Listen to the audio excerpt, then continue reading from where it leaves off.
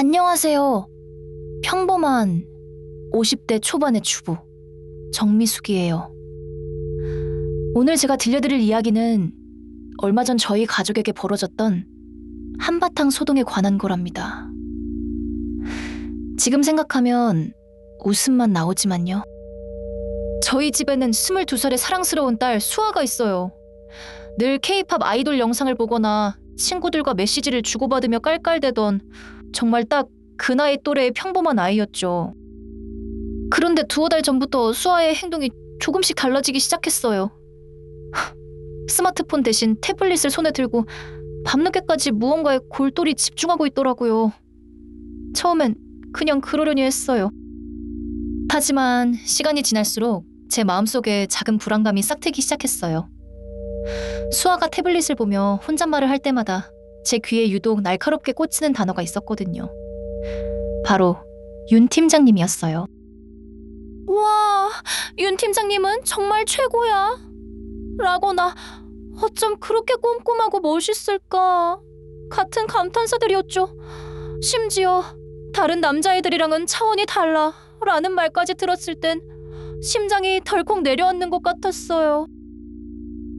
팀장님? 제가 아는 수아 친구들은 다 대학생인데 팀장이라는 호칭은 왠지 모르게 나이가 지긋한 40대 직장인을 떠올리게 했어요. 제 머릿속엔 온갖 나쁜 상상들이 스쳐 지나갔죠. 혹시 우리 딸이 나이 많은 남자와 연애를 시작한 건 아닐까? 혹시라도 나쁜 사람에게 속고 있는 건 아닐까? 꼬리에 꼬리를 무는 걱정 때문에 그날부터 저는 잠을 제대로 이룰 수가 없었어요. 그때부터 저의 비밀스러운 관찰이 시작되었어요. 수아의 일거수일투족을 살피며 그 윤 팀장이라는 사람의 흔적을 찾으려고 했었죠. 제 눈에는 모든 것이 의심스러워 보였어요. 수아는 틈만 나면 그 사람 이야기를 꺼냈어요. 엄마, 윤 팀장님이 이번에 새로 진행하는 프로젝트 아이디어가 정말 기발해요 라고 말할 때마다 제 심장은 철렁 내려앉았죠. 심지어 어제 윤 팀장님 덕분에 큰 문제 하나를 해결했어요 라는 말을 들었을 때 제 머릿속에서는 둘이서만 아는 비밀스러운 관계가 그려졌어요. 딸이 점점 그 남자에게 빠져들고 있다고 확신했죠. 더 이상 참을 수 없어서 딸에게 슬쩍 떠보기로 했어요. 수아야, 요즘 새로운 친구라도 생겼니? 혹시 특별히 만나는 사람은 없어? 최대한 아무렇지 않은 척 물어봤지만 목소리가 떨렸어요. 수아는 제 속도 모르고 해맑게 웃으며 대답하더군요. 응, 엄마. 저 요즘 동네 환경지킴이 봉사단에 들어갔잖아. 거기 윤 팀장님이 정말 대단한 분이셔. 제가 존경하는 분이야. 라고요. 봉사단 팀장님? 저는 그 말이 연애 사실을 숨기기 위한 그럴듯한 핑계라고 생각했어요. 존경이라니 나이 차이 많이 나는 사람과의 연애는 보통 그렇게 포장해서 시작하지 않던가요? 제 걱정은 일주일 내내 저를 괴롭혔어요. 밥을 먹어도 모래를 씹는 것 같았고 TV를 봐도 내용이 전혀 들어오지 않았죠. 급기야는 수아의 태블릿을 몰래 훔쳐볼까 하는 나쁜 상상까지 했어요. 하지만 그건 정말 아니라고 생각했어요. 딸과의 신뢰를 제 손으로 깨뜨릴 수는 없었으니까요. 고민 끝에 저는 이대로는 안 되겠다 싶어 정면으로 부딪혀보기로 결심했습니다. 그날 저녁, 저는 평소보다 조금 더 신경 써서 저녁을 차렸어요.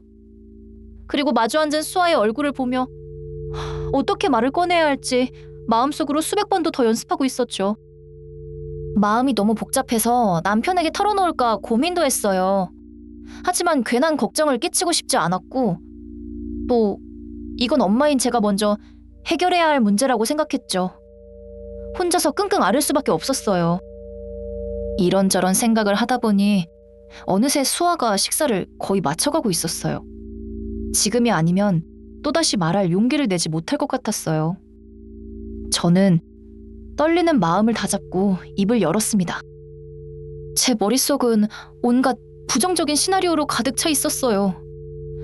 만약 수아가 정말 그 남자와 사귀는 게 맞다고 하면 어떡하지? 내가 반대하면 딸이 나에게 등을 돌리는 건 아닐까? 두려웠어요. 수아야, 엄마가 요즘 네가 걱정돼서 말이야. 혹시 그 윤 팀장님이라는 분이랑 진지하게 만나는 사이니? 제 말이 끝나자마자 식탁 위에는 무거운 침묵이 흘렀어요.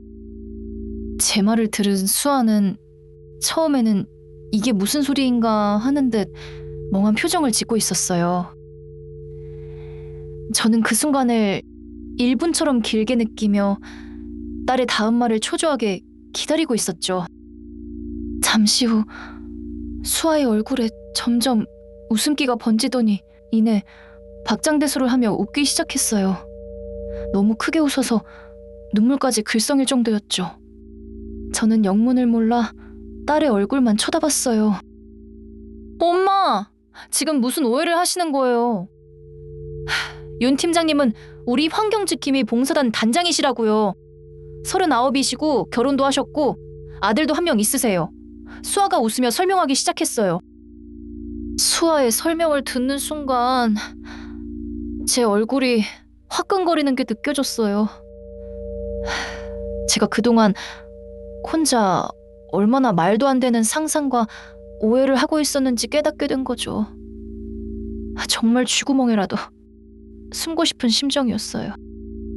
다른 남자애들이랑 차원이 다르다는 말은 책임감 있는 어른의 모습을 칭찬한 거였고, 최고다, 멋있다는 표현은 순수한 존경심이었던 거예요. 저는 괜히 혼자 막장 드라마 한 편을 찍고 있었던 거죠. 수아는 제가 얼마나 걱정했는지 알고는 저에게 봉사단 활동 사진을 보여줬어요. 사진 속 윤 팀장님은 푸근한 인상의 남편이자 아빠의 모습이었죠. 제 상상 속 인물과는 한참 거리가 멀었어요.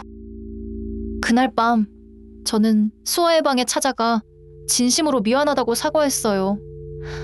딸을 믿지 못하고 혼자 오해해서 너무 부끄럽다고요.